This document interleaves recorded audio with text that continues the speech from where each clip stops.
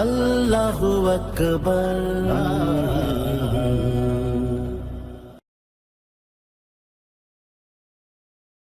আসসালামু আলাইকুম। সম্মানিত সুধীমণ্ডলী, আজকে আমরা সূরা নূর থেকে আমাদের আলোচনা শুরু হবে ইনশাল্লাহ। সূরা নূর, নূর শব্দটা তো আলো। তো আলোর কি ব্যাখ্যা আছে সেটা আমরা ঈশ্বরের ভিতরে পাবো ইনশাল্লাহ। আমরা শুরু করি। আউযু বিল্লাহি মিনাশ শাইতানির রাজীম, বিসমিল্লাহির রহমানির রহিম। সূরাতুন আনজালনাহা ওয়া ফারাদনাহা ওয়া আনজালনা ফিহা আয়াতিন বাইয়িনাতিন লাআল্লাকুম তাযাক্কারুন। আল্লাহ বলেন সূরাতুন আনজালনাহা, এই একটি সূরা আমি নাজিল করেছি, উহা ওয়া ফারাদনাহা, এবং উহা ফরজ করেছি, অর্থাৎ পালন করা অবশ্য করেছি। ফারাদা শব্দের অর্থ হলো অবশ্য পালনীয় কর্তব্য। আমি সূরাটা নাজিল করেছি এবং উহা ফরজ করেছি, উহার বিধানগুলি আমি ফরজ করেছি। ও আনজালনা ফিহা আয়াতিন বাইয়িনাত, এবং নাজিল করেছি আমি এই সূরার মধ্যে বাইয়িনাত, উজ্জ্বল আয়াতসমূহ। আয়াতিন বাইয়িনাত, উজ্জ্বল আয়াতসমূহ আমি এই সূরার মধ্যে নাজিল করেছি। লাআল্লাকুম তাযাক্কারুন, যাতে তোমরা উপদেশ গ্রহণ করতে পারো। আল্লাহ রাব্বুল আলামিন এখন বলেন আয-যানিয়াতু আয-যানি, জেনাকারী নারী, জেনাকারী পুরুষ, ফাজলিদু কুল্লা ওয়াহিদিন মিনহুমা মিআতা জালদা, বেত্রাঘাত করো প্রত্যেককে, উভয়ের 100 বেত্রাঘাত। জেনাকারী নারী পুরুষ যদি অবিবাহিত হয় তাহলে তাদের বিচার হলো 100 করে বেত্রাঘাত দেওয়া, 100 করে পিটান।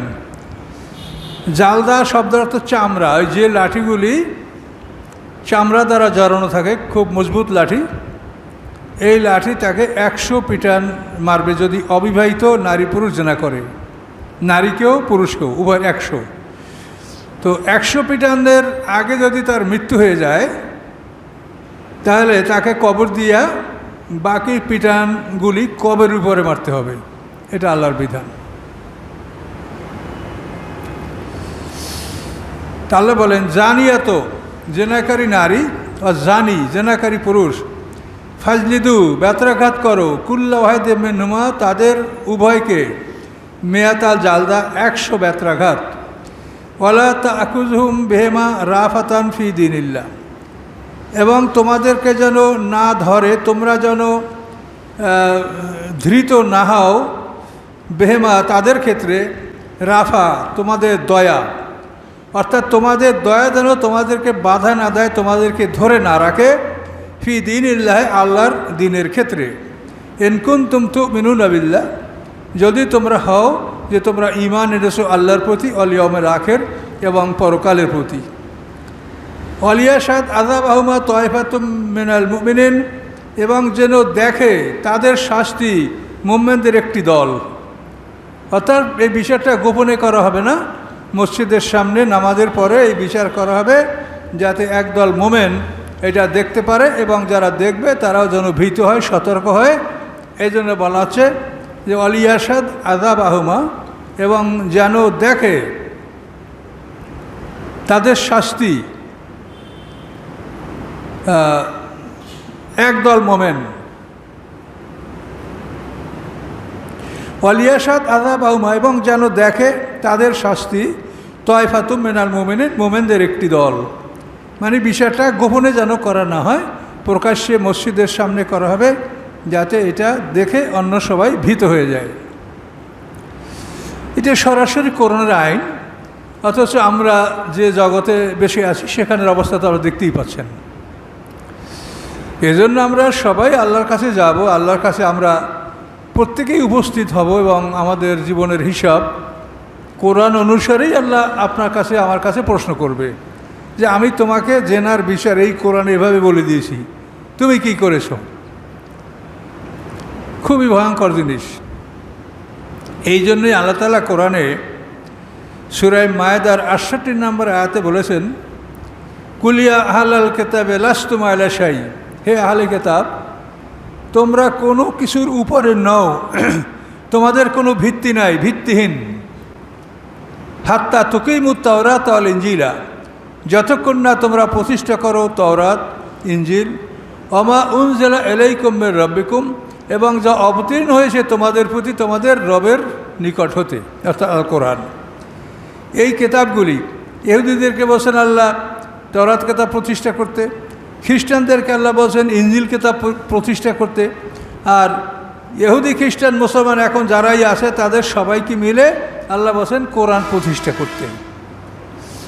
তো এখন এই কোরআন প্রতিষ্ঠা না করা পর্যন্ত আল্লাহ বলছেন আহলে কিতাব তোমরা কিছু না, তোমাদের কোনো ভিত্তি নেই। কিন্তু আমরা এই আহলে কিতাবরা আলেমরা এই বিষয় কিছুই আমরা চিন্তা করি না। আপনি ইউটিউব খুলে দেখেন, সবাই ফজিলত, এক দোয়া পড়লে 90 বছরের গুনাহ মাফ হয়ে যাবে। এটা কোনো মানুষে বলতে পারে না, এটা জাহেল ছাড়া। অথচ বহু মানুষগুলো শোনে, তারা পাপ করছে, তারা মনে করছে যে এই দোয়া পড়লেই তো আমি পার, কাজে এই দোয়াটা শোনা লাগে কি? কিন্তু এগুলো সম্পূর্ণ ভুয়া। এটা দোয়া করলে 90 বছরে পাপ মাফ হয়ে যাবে। তাহলে ওই দোয়াটা করার নাজেল করে দিলে হতো, এই বিচার আচার আইন কানুন লাগতো না, যে অপরাধ যারা করছে এই দোয়াটা পড়ো। কাজে এই জন্য মানুষের জ্ঞান থাকতে হবে, আর সুযোগবাদী হলে হবে না। কোরআনে যা আছে সেইটা আপনি বোঝার চেষ্টা করবেন। সুযোগবাদী হলে বিপদ হবে। তো এই জন্য আল্লাহ তাআলা বলছেন যে তোমাদের এই বিচারটা, জেনার বিচারটা যেন মোমেনদের একদল এটা প্রত্যক্ষ করে, তারা যেন দেখে যে জেনার কি বিচার হচ্ছে। তো এই বিচার প্রতিষ্ঠা করার জন্য সাক্ষী লাগবে, 4 জন দেখা সাক্ষী, তা নাহলে এইভাবে বিচার করা যাবে না।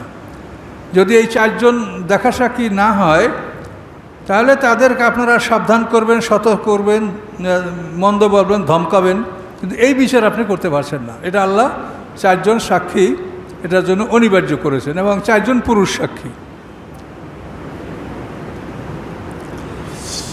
আর জানি লায়ানকে ইল্লা জানিয়াতান ও মুশরিকাতান, জেনাকারী পুরুষ বিবাহ করবে না জেনাকারী নারী ছাড়া, আও মুশরিক অথবা মুশরিক নারী ছাড়া। কত বড় মারাত্মক কথা! জেনাকারী পুরুষ লায়ান কেউ সে বিয়া করবে না ইল্লা জানিয়াতান, কোনো জেনাকারী নারী ছাড়া, আও মুশরিকাতান অথবা মুশরিক নারী ছাড়া। ও জানিয়াত, এবং জেনাকারী নারী, লায়ান কেউ হা কেউ বিয়া করবে না তাকে ইল্লা জানেন কোনো জেনাকারী ব্যতীত, আও মুশরিকুন অথবা মুশরিক ব্যতীত। বা হুররিমা যালিকা আলাল মুমিনিন, এবং এদেরকে হারাম করা হয়েছে মোমেনদের উপরে। মোমেনদের উপরে এদের বিবাহ হারাম। তাহলে এটা মারাত্মক কথা যে একজন জেনাকারী পুরুষ সে একজন জেনাকারী নারী ছাড়া অথবা মুশরিক ছাড়া কোনো ভালো মানুষের সাথে তার বিবাহ হবে না। আবার একজন জেনাকারী নারী, তারও বিবাহ হবে না একটা সৎ পুরুষের সাথে। সে বিয়ে করবে একজন জেনাকারী নারীকে অথবা মুশরিক নারীকে। ও হুররিমা যালিকা আলাল মুমিনিন, এবং মোমেনদের উপরে এগুলিকে হারাম করা হয়েছে। মোমেনরা এই ধরনের নারীদেরকে বিয়ে করবে না। এখন কোরআনে যা বলা হয়েছে সেই হিসেবে সমাজের অবস্থাটা কোথায়? কাজেই এগুলা কোরআন শোনেন, কোরআন পড়েন এবং ভেবে দেখেন যে আল্লাহ কি বলেছেন। আল্লাযীনা ইয়ারমুনাল মুহসানাতে, যারা অভিযোগ করে, দোষারোপ করে সতী নারীদেরকে দোষারোপ করলো, তার বিরুদ্ধে জেনার অভিযোগ করলো। সুম্মা লা ইয়াতুবু আরবাতে শুহাদা, অতঃপর তারা উপস্থিত করতে পারল না 4 জন সাক্ষী। ফাজলিদুম সামানিনা জালদা, তাদেরকে পিটান দাও 80টা বেত্রাঘাত। ওলা তাকবারুম শাহাদাতান আবাদা, এবং কখনোই তোমরা তার সাক্ষী গ্রহণ করো না। উলাইকুমুল ফাসিকুন, এরা ফাসিক। এখানে আল্লাহ বলছেন তুমি একজন সতীসাধ্যী পবিত্র মহিলার বিরুদ্ধে অভিযোগ করেছো, তার বিরুদ্ধে তুমি মিথ্যা অপবাদ দিয়েছো। অপবাদ দেওয়ার পরে তুমি 4 জন সাক্ষী উপস্থিত করতে পারো নাই যদি না পারো যে অপবাদ দিয়েছে আল্লাহ বলছেন তাদেরকে 80টা করে পিটান দাও। তুমি একজন ভালো মানুষের বিরুদ্ধে কথা কেন বললে? ওয়ালা তাকবালুলাহুম শাহাদাতান আবাদা, এবং কখনোই তোমরা তাদের সাক্ষী গ্রহণ করবে না। উলাইকুমুল ফাসিকুন, এরা ফাসেক। এখানে এর পিছনে ঘটনা আছে। ঘটনা হলো বনি মুস্তালিক যুদ্ধ থেকে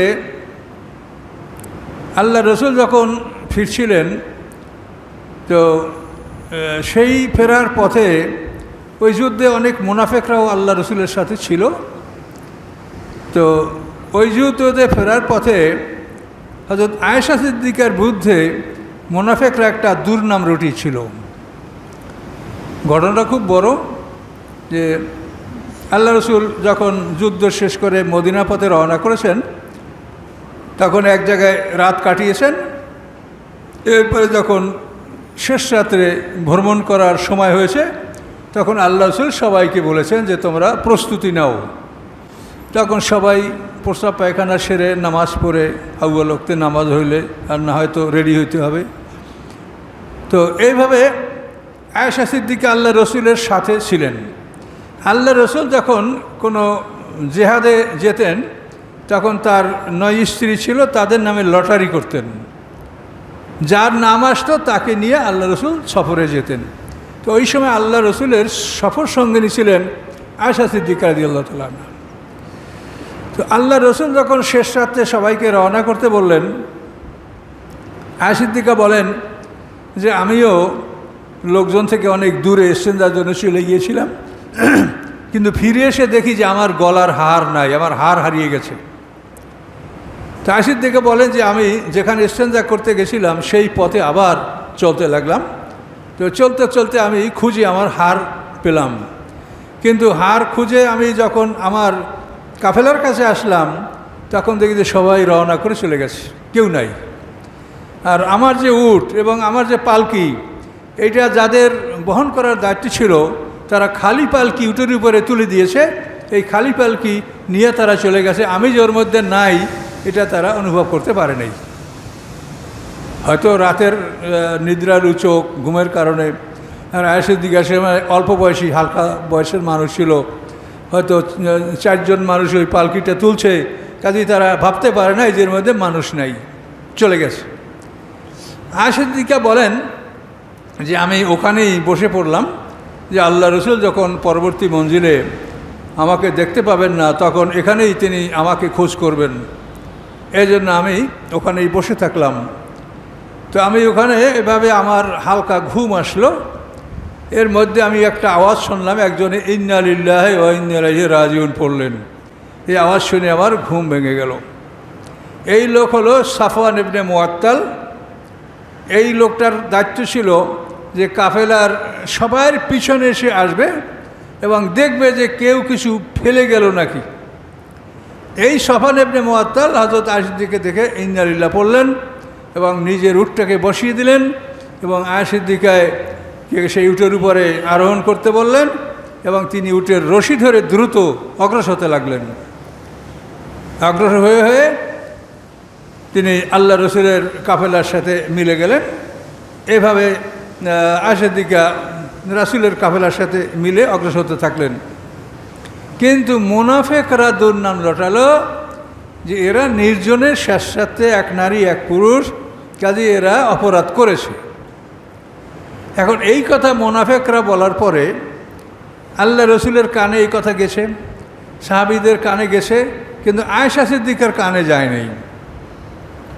আল্লাহ রসুল মদিনায় গেলেন। এরপরে আয়েশা সিদ্দিকা শারীরিকভাবে অসুস্থ হয়েছেন। তো দেখেন, তিনি বলেন যে আল্লাহ রসুল অন্য সময় আমার যেভাবে সেবা যত্ন করতেন, আল্লাহ রসুলকে কিছুটা অমনোযোগী মনে হচ্ছিল।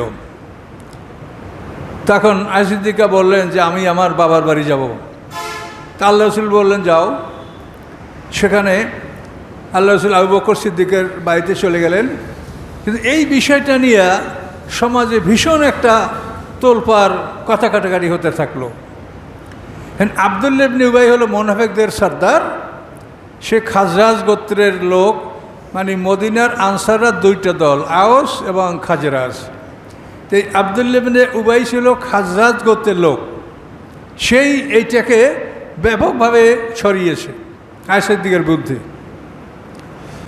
তো এই নিয়ে আল্লাহ রসুল একদিন মসজিদে বললেন যে কিছু লোক আমাকে কষ্ট দিচ্ছে, কাজে আমি চাই যে তোমরা আমাকে ব্যাপারে সাহায্য করো। তখন আউস গোত্রের যে নেতা ছিলেন সাদ ইবনে মুআজ সাহাবী, তিনি বললেন, ইয়া রাসূলুল্লাহ, আপনাকে কে কষ্ট দিচ্ছে বলেন, সে যদি আমার গোত্রের লোক হয় তা আমি তাকে হত্যা করব, আর যদি অন্য গোত্রের লোক হয় তা আপনি যা বলবেন আমি তাই করব। এই কথা বলার পরে খাজরাজ গোত্রের নেতা সাদ ইবনে উবাদা তিনি বললেন যে তুমি কাউকে হত্যা করতে পারবে না। এইটা বলার পরে অন্যান্য আনসাররা প্রতিবাদ করলো যে তুমি মুনাফেকের পক্ষ অবলম্বন করেছো। সাদ ইবনে উবাদাকে এই কথা বলা হলো। এই নিয়ে মদিনা মসজিদে তর্কাতর্কি, দুইটা দল, আওস এবং খাজরাজ। তো শেষ পর্যন্ত ওসাইদ ইবনে হুযায়ের, ইনি একজন বড় নেতা, এই ওসাইদ ইবনে হুযায়েরও ওকে ধমক দিল, মানে সাদ ইবনে উবাদাকে, যে তুমি মুনাফিকের পক্ষ সমর্থন করছো। এই নিয়ে মসজিদে মারামারি হওয়ার উপক্রম। শেষ পর্যন্ত সবাই তো রাসূলের সাহাবী, থেমে গেলেন। এরপরে প্রায় 1 মাস পার হয়ে গেল। কোনো এক রাত্রে আয়েশা সিদ্দিকা ইস্তেনজার জন্য বের হবেন, তখন বাড়ির যে তার যে কাজকর্ম করা, আমরা যাকে কাজের বউ বা ঝি বলি, তো এই বাড়ির কাজের লোক এ হলো মেস্তার মা। মেস্তা একজন সাহাবী, বদরের সাহাবী, তার মা রাসূল পাক সাল্লাল্লাহু আলাইহি ওয়াসাল্লামের ওই বংশেরই লোক এবং আবু বকর সিদ্দিকেরও আত্মীয়। সে আবু বকর সিদ্দিক বাড়িতে থাকেন। ওই মেস্তার মাকে সাথে নিয়ে আয়েশা সিদ্দিকা ইস্তেনজায় গেছেন, কিন্তু হঠাৎ করে মেস্তার মা আচার খেয়েছে, পড়ে গেছে। পড়ে গিয়েই বলে তায়েস মেস্তা ধ্বংস হোক। তখন আয়েশা সিদ্দিকা বললেন, আপনি এটা কী বললেন? আপনার ছেলে মেস্তা একজন বদরি সাহাবী, আপনি তাকে বদদোয়া করলেন? তখন মেস্তার মা বলে যে আমি তো বদদোয়া করছি তোমার জন্য, যে এই যে তোমার বিরুদ্ধে একটা দুর্নাম রটিয়েছে, এরা তো সব মুনাফিকরা, কিন্তু মুসলমানদের মধ্যেও কয়েকটা লোক আছে। একটা হয়েছে মেস্তা, আর একটা হলো হাসান ইবনে সাবেত, আর নারীদের মধ্যে একজন হামনা বিনতে জাহাশ। হামনা, মেস্তা, আর ওই কবি যে 3টে নাম, হামনা, মেস্তা এবং হাসান ইবনে সাবেত, এই 3টে লোক কিন্তু মুসলমান। তো এরাও ওই মুনাফিকদের সাথে একমত হয়েছিল। এই জন্য তার মা ওই ছেলের জন্য বদদোয়া করছে। আয়েশা সিদ্দিকা যখন তাকে বললেন, তো মেস্তার মা বলে, তো আমি তো তোমার জন্য বলছি। বলে কি আমার জন্য? যে তোমার নামে এইভাবে দুর্নাম করছে, তাতে আমার ছেলেও তোমার বিরুদ্ধে দুর্নাম করছে। হামনা, মেস্তা, হাসান ইবনে সাবেত, এই 3টা লোকে মুসলমানদের মধ্যেও এই বদনাম রটানোর পক্ষে তারা অবস্থান নিয়েছে। তখন আয়েশা সিদ্দিকা এমনভাবে কাঁদতে শুরু করলেন যে মনে হয় যেন কাঁদতে কাঁদতে তার কলিজা ফেটে যাবে, যে আমার বিরুদ্ধে এরকম কথা। আল্লাহ রসুল সেজন্য আমার গৃহে ঢোকে আমার খাটে বসেন না, খালি সালাম দিয়ে বলেন কেমন আছো, এটা বলে চলে যাচ্ছেন। তা আমি তো এতদিন বুঝতে পারিনি। এভাবে কষ্টের সময় পার হচ্ছে। তো কষ্টের সময় পার হতে হতে আল্লাহ রসুল একদিন আয়েশা সিদ্দিকার গৃহে আবু বকর সিদ্দিকের বাড়ি আসলেন। আয়েশা বলেন যে, আয়েশা, তুমি যদি ভুল করে থাকো তো আল্লাহর কাছে ক্ষমা চাও। আল্লাহ অপরাধ স্বীকার করলে আল্লাহ তাই ক্ষমা করে দেয়। তোমার ব্যাপারে আল্লাহ আমাকে জানাবেন। এতটুকু আল্লাহ বলছেন যে আমাকে জানাবেন, কিন্তু কিছু জানান নেই। তো আয়েশা সিদ্দিক খুব রাগান্বিত হয়ে গেলেন। আয়েশা সিদ্দিক বলেন যে আমি খুব রাগ করলাম যে আমি একটা পবিত্র মানুষ আর আমি অন্যায় স্বীকার করব, মানে আমি তাহলে বলবো যে আমি অন্যায় করেছি। তখন আয়েশা সিদ্দিকা বললেন, মাকে বললেন, বাবাকে বললেন যে আপনারা জবাব দেন এই কথার। তারা বললেন আমরা কী জবাব দিব? তখন আয়েশা সিদ্দিকা বলেন যে আমি অন্যায় করি নাই, অথচ আপনারা আমার বিরুদ্ধে বিশ্বাস করে ফেলেছেন যে আমি বোধহয় অন্যায় করেছি। তো যাক, ইউসুফ আলাইহিস সালামের আব্বা যেরকম বলেছিলেন ফাসাবরুন জামিল, আমার এরকম ধৈর্য ধারণ করা ছাড়া আর কোনো আমার পথ নেই। আয়েশা সিদ্দিকা বলেন যে আল্লাহ রসুল আমাদের ঘর থেকে বের হন নাই, অন্য কেউ বের হয় নাই। ইতিমধ্যে হঠাৎ করে আল্লাহ রসুলের মানে ঘুম আসলো, তন্দ্রালু হয়ে পড়লেন, যেটা ওহী নাযিল হওয়ার পরে যে অবস্থাটা হয়, একটা ঘুম ঘুম অবস্থা, বেহুশ বেহুশ অবস্থা এটা হলো। হওয়ার পরে আল্লাহ রসুল উঠেই বললেন যে হে আয়েশা, সুসংবাদ গ্রহণ করো, তুমি সুসংবাদ গ্রহণ করো, তোমার পক্ষে আল্লাহ তাআলা কোরআনে আয়াত নাযিল করে, সেখানে 11 থেকে 20 নম্বর আয়াত পর্যন্ত এই সূরার, এটা আয়েশা সিদ্দিকার পবিত্রতার জন্য আল্লাহ নাযিল করেছেন। এই সূরা 11 থেকে 20 অত্যন্ত রাগান্বিতভাবে আল্লাহ কথা বলেছেন। হ্যাঁ, লাউলা আল্লাহ এখানে বলেছেন ইন্নাল্লাযীনা যাউ বিল ইফকে, নিশ্চয়ই যারা এই মিথ্যা ঘটনা রচনা করেছে, উসবাতুম মিনকুম, তোমাদের একটা দল, লা তাহাসাবু শাররাল লাকুম, তোমরা এটা তোমাদের জন্য খারাপ মনে করো না, বাল হুয়া খায়রুল লাকুম, বরং এটা তোমাদের জন্য উত্তম, লিকুল্লি ইমরিন মিনহুম মাকতাসাবা মিনাল ইসম, প্রত্যেকটা মানুষের জন্য সে যে উপার্জন করছে সেই উপার্জনের পাপের একটা অংশ তার জন্য। আল্লাযী তাওয়াল্লা কিবরাহু, এবং যে বড়ভাবে অংশগ্রহণ করেছে, এই দুর্নামরাটানের বড় অংশগ্রহণ করছে তোমাদের মধ্যে, লাহু আযাবুন আযীম, তার জন্য রয়েছে বড় শাস্তি। এভাবে 10টা আয়াত নাযিল হয়েছে। তখন প্রকাশ হয়ে গেল যে আয়েশা সিদ্দিকা নিষ্পাপ এবং ওরা মুনাফিকরা এবং যারা বলছে তারা অন্যায়ভাবে তার বিরুদ্ধে এই তহমত তুলেছে।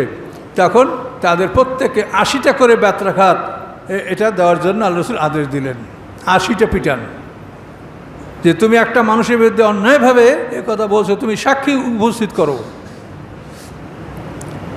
তো এই ঘটনা এটা সূরা মুনাফিকুনের মধ্যে একটা অংশ আছে, যেহেতু ওই মুনাফিকরা গজওয়ে বনি মুস্তালিকে ওখান থেকে ফেরার পথে এই ঘটনাটা ঘটেছে। তো এই জন্য আল্লাহ বলেন যে আল্লাযীনা ইয়ারমুনাল মুহসানাতে, যারা পবিত্র নারীদের বিরুদ্ধে অভিযোগ করে, সুম্মা লাম ইয়াতু বিআরবাতি শুহাদা, তারপর তারা উপস্থিত করতে পারে না 4 জন সাক্ষী, ফাজলিদুম সামানিনা জালদা, তোমরা বেত্রাঘাত করো তাদেরকে 80টি বেত্রাঘাত, ওয়ালা তাকবালুহুম শাহাদাতান আবাদা, এবং কোশ্চিনকালেও তোমরা তাদের সাক্ষী কবুল করবে না। উলাইকুমুল ফাসিকুন, এরা ফাসেক। ইল্লাল্লাযীনা তাবু, হ্যাঁ, আল্লাহ তাআলা কখনো তওবার দরজা বন্ধ করেন নাই। আল্লাহ ইল্লাল্লাযীনা তাবু, ব্যতিক্রম তারা যদি তওবা করে, মিন বাদি যালিকা, এই অপরাধ করার পরে, ওয়াসলাহু, এবং তারা যদি সংশোধন করে, ফাইনাল্লাহু গাফুরুর রহিম, নিশ্চয়ই আল্লাহ তাআলা ক্ষমাশীল দয়াময়। আল্লাযীনা ইয়ারমুনা আজওয়াজাহুম, এখানে আরেকটা অন্য প্রসঙ্গ চলে আসে।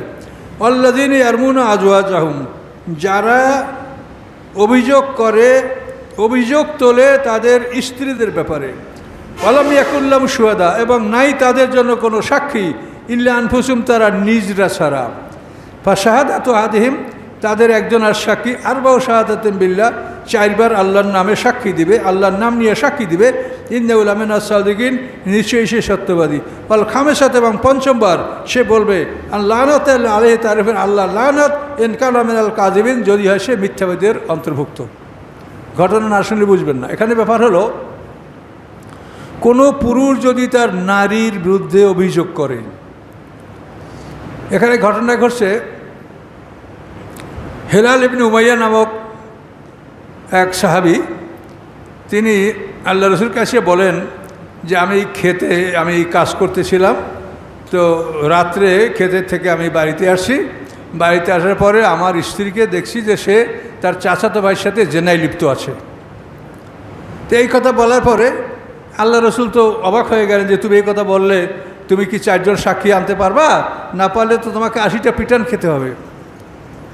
তখন তিনি এবং অন্যান্য সাহাবীরা এটা নিয়ে খুবই আফসোস করলেন যে এটা কেমন হলো যে আমরা আমাদের স্ত্রীর বিরুদ্ধে অভিযোগ করলে আমাদের পিটান খাইতে হবে। কিন্তু হেলাল ইবনে উমাইয়া সাহাবী বললেন যে আমি আশা করি যে আল্লাহ আমাকে অপমান করবেন না। এইভাবে আল্লাহ রাসূল তাকে বলছিল যে তুমি 4 জন সাক্ষী সংগ্রহ করতে না পারলে তোমার কিন্তু এই শাস্তি গ্রহণ করতে হবে, তোমাকে 80 পিটান খেতে হবে। তো হেলাল বারবার আল্লাহর কাছে বলছেন। তো বলার পরে আল্লাহ তাআলা এই আয়াত নাযিল করলেন যে তোমরা যদি স্ত্রীর বিরুদ্ধে অভিযোগ করো সেখানে 4 জন সাক্ষীর প্রয়োজন হবে না, সেখানেই তুমি 4 বার বলবা আল্লাহর নাম নিয়ে, যে আল্লাহর কসম আমার স্ত্রী অপরাধী, আল্লাহর কসম আমার স্ত্রী অপরাধী, আল্লাহর কসম আমার স্ত্রী অপরাধী, আল্লাহর কসম আমার স্ত্রী অপরাধী। তুমি 4 বার বলবে। 5বার বলবে যদি আমি মিথ্যাবাদী হই তাহলে আমার উপরে আল্লাহর লানাত, এটা বলবে 5বার। তো আল্লাহ এই আয়াত নাযিল করার পরে আল্লাহ রসুল সাহাবী হেলাল ইবনে উমাইয়াকে, অন্য সাহাবীরও নাম আছে, ওয়াইমি রাজলানি, তার নামও তাফসিরে বলা আছে, তো একাধিক ঘটনাও হতে পারে। তো হেলালকে আল্লাহ রসুল ডাকলেন, ডেকে বলেন যে হেলাল, তোমার জন্য আল্লাহ তাআলা ফয়সালা নাযিল করেছেন, তুমি তোমার স্ত্রীকে নিয়ে এখানে উপস্থিত হও। তো আল্লাহ রসুল হেলালকে বললেন তুমি 4 বার বলো আল্লাহর নাম নিয়ে যে আমি যা বলছি স্ত্রীর বিরুদ্ধে জেনার কথা এটা আমি সত্য বলছি। 4 বার আল্লাহর কসম করে বলবে। 5 বার বললে আল খামেসাতু, 5বার বলবে আল্লাহ নাতের আইহে, যে আমার উপরে আল্লাহর অভিশাপ, এনকান আমিন আল কাজিবিন, সে 5বার বলবে যে তার উপরে আল্লাহর অভিশাপ যদি সে মিথ্যাবাদী হয়। তো এই 4 বার হেলাল বলার পরে আল্লাহ রসুল বলেন যে হেলাল তুমি থামো, তুমি ভেবে দেখো তোমার ভুল ত্রুটি হয়েছে নাকি, তুমি সঠিক দেখছো না ভুল দেখেছো। যদি তোমার এরকম কোনো প্রকার সন্দেহ থাকে তাই তুমি 5বার শপথ করো না। তুমি 80টা পিটান খাও তাও ভালো, কিন্তু তুমি ভাইবে দেখো যে আসলেই তুমি সত্য বলছো কিনা, না কোনো রকম তোমার মধ্যে দুর্বলতা আছে। কিন্তু হেলাল বললেন ইয়া রাসূলুল্লাহ কোনো সন্দেহ নেই, আমি সচক্ষে এই ঘটনা দেখি, সন্দেহ নাই। তারপরে তিনি আল্লাহর নামে কসম করে বললেন 5বার যে আমি যদি মিথ্যাবাদী হই তা আমার উপর আল্লাহর লানাত। তাহলে এখন দেখেন যে স্বামী যদি স্ত্রীর বিরুদ্ধে অভিযোগ করে সেই ক্ষেত্রে 4 জন সাক্ষী লাগবে না। এছাড়া আপনি যার বিরুদ্ধে জেনার অভিযোগ করবেন আপনাকে 4 জন সাক্ষী উপস্থিত করতে হবে। তা নাহলে আপনি এটা বলবেন না, আপনি যা দেখেছেন সতর্ক করবেন, সাবধান করবেন, বা এমন কিছু করবেন যাতে সবাই এটা বুঝতে পারে, তার আত্মীয় স্বজন, ছেলের আত্মীয়, মেয়ের আত্মীয়, তাদেরকে আপনারা যোগাযোগ করবেন, বিভিন্ন কথা আপনি বলতে পারবেন। কিন্তু 4 জন সাক্ষী না পাওয়া পর্যন্ত আপনি এটা প্রকাশ্যে বলতে পারবেন না যে সে জেনা করেছে। এটা হচ্ছে আল্লাহ তাআলা মানুষকে তার ইজ্জত রক্ষা করার জন্য এবং তাকে তওবা করার আল্লাহ সুযোগ দিচ্ছেন। তার কারণ মানুষ তো আল্লাহ সৃষ্টি করছেন। এই যৌবনকালে অনেক মেয়েরা ছেলেরা ভুল করতে পারে, কাজে এরা যাতে ভুল করে অচিরে আল্লাহর কাছে তওবা করতে পারে এই জন্য আল্লাহ তাআলা এই সুযোগটা তাদেরকে দিয়েছেন। আর যদি এই সুযোগ আল্লাহ না দেন তাহলে দেখা যায় সমাজের 50% ছেলেমেয়েরা এই বিপদে পড়বে এবং তারা ধ্বংস হয়ে যাবে, তাহলে তো সমাজের মারাত্মক ক্ষতি হবে। কাজে এই জন্য আল্লাহ তাআলা তাদেরকে এই সুযোগ দিয়েছেন যে তাতে তোমরা বেপরোয়া না হও। একেবারে বেপরোয়া হয়ে যে না করলে তাদের ক্ষেত্রেই কেবল 4 জন সাক্ষী উপস্থিত করা সম্ভব। কাজে এই জন্য আল্লাহ সৃষ্টি করছেন মানুষ, মানুষের দুর্বলতা তিনি জানেন এবং তিনি চান না যে আমরা ধ্বংস হয়ে যাই। কাজেই আল্লাহ যে সুযোগ সুবিধা আমাদেরকে দিয়েছেন এর দ্বারা যেন আমরা অন্যায় না করি, বরং আমরা যেন তওবা করি এবং আল্লাহর পথে ফিরে আসি। আর আল্লাহর উদ্দেশ্যে যে তোমরা ফিরে আসো। এখন দেখেন ওয়াইয়াদরাউ আন্নাল আযাব আন তাশহাদা আরবা শাহাদাতান বিল্লাহি ইন্নাহু লামিনাল কাযিবিন, দূর করা হবে তার থেকে শাস্তি, অর্থাৎ নারীর থেকে শাস্তি দূর করা হবে, শাস্তি দেওয়া হবে না। আন তাশহাদা আরবা শাহাদাতান, যদি সে সাক্ষী দেয় 4 বার সাক্ষী, বিল্লাহি আল্লাহর নামে, কি ইন্নাহু লামিনাল কাযিবিন, সে বলবে আল্লাহর কসম আমার স্বামী মিথ্যাবাদী, আল্লাহর কসম আমার স্বামী মিথ্যাবাদী, আল্লাহর কসম আমার স্বামী মিথ্যাবাদী, আল্লাহর কসম আমার স্বামী মিথ্যাবাদী। এইটা 4 বার বলবে। 5বার বলবে যদি আমার স্বামী সত্যবাদী হয়ে থাকে তা আমার উপরে আল্লাহর গজব। এখন হেলালের স্ত্রীকে রাসূলুল্লাহ বললেন যে তোমার স্বামী তোমার বিরুদ্ধে কসম করে বলছে, তুমি কি করবা? এখন হেলালের স্ত্রী তো মনে মনে চিন্তা করে যে আমি আমার পরকালকে নষ্ট করব, তার চাইতে আমি অন্যায় স্বীকার করি, আমার যা হয় দুনিয়া হয়ে যাক। কিন্তু শয়তান তার মনের মধ্যে ঢুকে বলে যে তোমার আত্মীয় স্বজন, ছেলে মেয়ে সবাই তার অপমানিত হবে যদি তুমি এই জেনার কথা স্বীকার করো, কাজে তুমি এটা স্বীকার করো না। এইভাবে তাকে যখন শয়তান পরামর্শ দিল তখন সে বলল যে না আমিও শপথ করে বলবো। তখন হেলালের স্ত্রী এইভাবে 4 বার শপথ করে বলল যে আল্লাহর কসম আমার স্বামী মিথ্যাবাদী, এই কথা 4 বার বলল।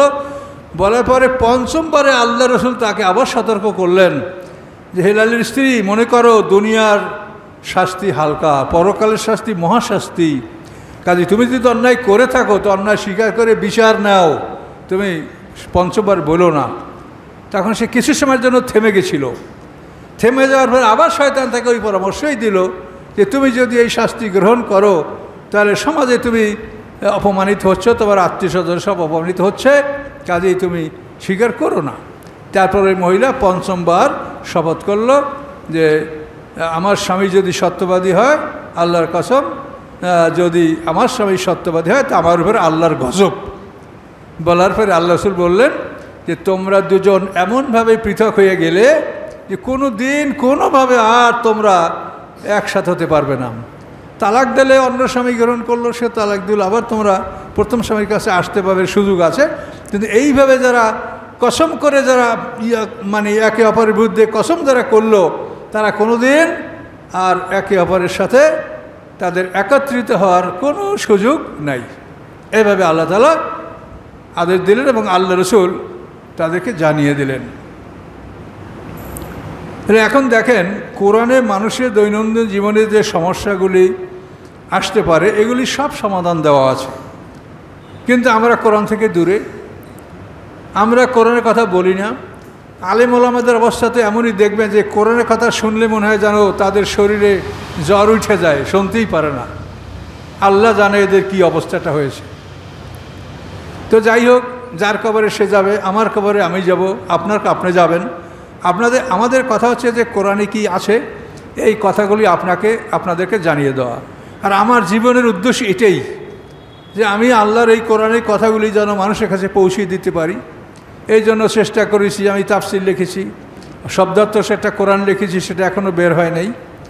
এবং আমি 30 পারা কোরআনের তাফসীর ইউটিউবে দিয়েছি। এখন অনেক, আজকে কানাডা থেকে একজনে মোবাইল করলো যে ধারাবাহিক পাচ্ছি না। এই জন্য যারা আপনারা ইউটিউবার, আপনারা এটা ধারাবাহিক যাতে শ্রোতারা যাতে পায় সেটা ব্যবস্থা আপনারা করবেন। আপনারা যদি আপনাদের ব্যবসার জন্য কেউ শ্রোতাদের ত্রুটি করেন বা তাদের সুবিধা বর্জন করেন, সুবিধা বঞ্চিত করেন, তা আল্লাহর কাছে কিন্তু আপনারা দায়ী থাকবেন। আপনাদের খরচ আছে, কাজ আছে, আপনারা আয়ও করবেন এবং মানুষরা যেন সঠিকভাবে শুনতে পারে সে ব্যবস্থাও আপনারা করবেন। তো যাই হোক, এখন আল্লাহ তাআলা বলেন, লাউলা ফদলুল্লাহ আলাইকুম, যদি না হতো আল্লাহর অনুগ্রহ তোমাদের উপরে, ও রাহমাতু এবং তার দয়া, তাহলে নিশ্চিত তোমরা ধ্বংস হয়ে যেতে। ওয়ান্নাল্লাহ তাওয়াবুন হাকিম, নিশ্চয়ই আল্লাহ তাআলা তওবা গ্রহণকারী এবং কৌশলী। এই দুই ধরনের ব্যাপার, মানে স্বামী স্ত্রীর যদি একে অপরকে দোষারোপ করে, এখন বলেন স্ত্রী যদি স্বামীকে এরকম বলে, স্ত্রী একজন মহিলার সাক্ষী, কিন্তু এটা তার স্বামীর বিরুদ্ধে গৃহীত হবে না। স্বামীকে, পুরুষকে আল্লাহ তাআলা সম্মান দিয়েছেন, কাজে আল্লাহ সম্মান দিয়েছেন, এই সম্মানটা আপনারাও বজায় রাখবেন। আল্লাহ সম্মান দিয়েছে, এই জন্য আপনারা সম্মানের অপব্যবহার যেন না করেন সেটা আপনাকে মনে করতে হবে। তার কারণ আসলে আমরা সবাই তো আল্লাহর কাছে উপস্থিত হব। ইন্নাল্লাযীনা যাও বিলুফকে, নিশ্চয়ই যারা মিথ্যা ঘটনা রচনা করেছে, মানে মিথ্যা, ওয়াসবাতুম মিনকুম, তারা তোমাদের মধ্যে হতে একটা দল, লা তাহসাবু শাররাল লাকুম, তোমরা এটাকে খারাপ মনে করবে না, বাল হুয়া খায়রুল লাকুম, বরং এটা তোমাদের জন্য উত্তম। লিকুল্লি ইমরিইম মিনহুম মাকতাসাবা মিনাল ইসম, প্রত্যেকটি মানুষের জন্য যে পরিমাণ সে অর্জন করেছে সেই পরিমাণ গুনাহ তার আমলনামায় জমা হয়েছে। কাজেই আল্লাহ তাআলা সব দেখেন, কিরামুন কাতিন ফেরেশতা প্রত্যেকের কাঁধের উপরে বসে লিখছেন। আল্লাযী তাওয়াল্লা কিবরাহু, এবং যে বড় অংশগ্রহণ করেছে, মানে আব্দুল নবী যে সবচাইতে বড় অংশগ্রহণ করছে এই মিথ্যা রচনার পক্ষে, লাহু আযাবুন আযীম, আল্লাহ বলেন তার জন্য বড় শাস্তি রয়েছে। আব্দুল নবী মুনাফিক এই মিথ্যা আয়েশা সিদ্দিকার বিরুদ্ধে এই রচনাটা সেই করেছিল।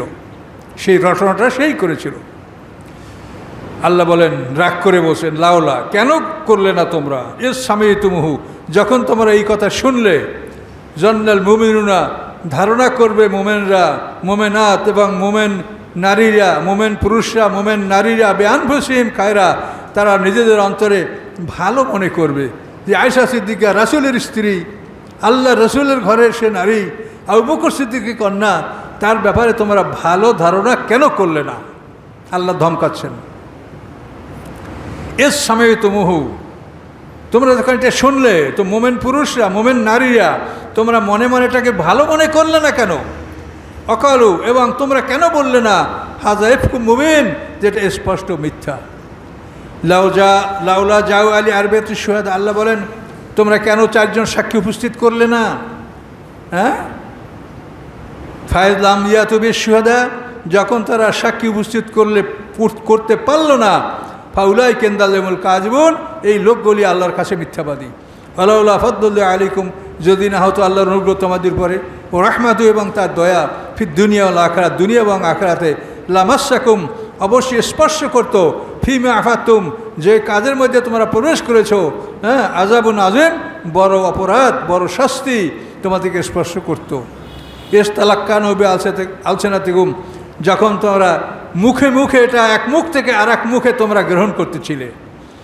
ওয়াতাকুলুনা বিআফওয়াহিকুম, এবং মুখে মুখে তোমরা বলতেছিলে মা লাইসা লাকুম বিইলম, যে ব্যাপারে তোমাদের জ্ঞান নাই।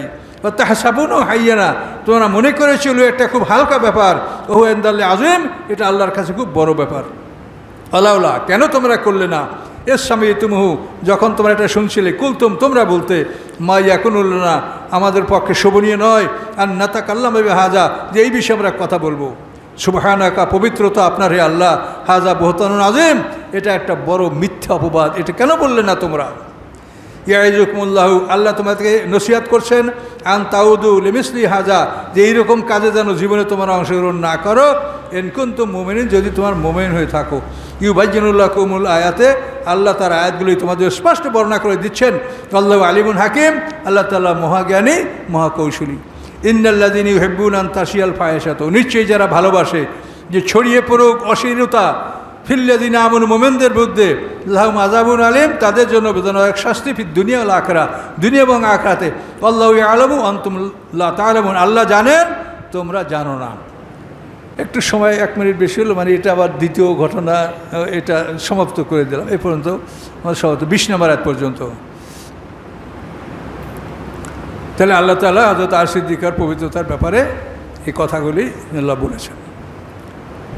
এখন আপনারা যারা সুন্নাত পড়েন, 4 রাকাত কাবলা জুমা পড়েন, এটা 20 নম্বর।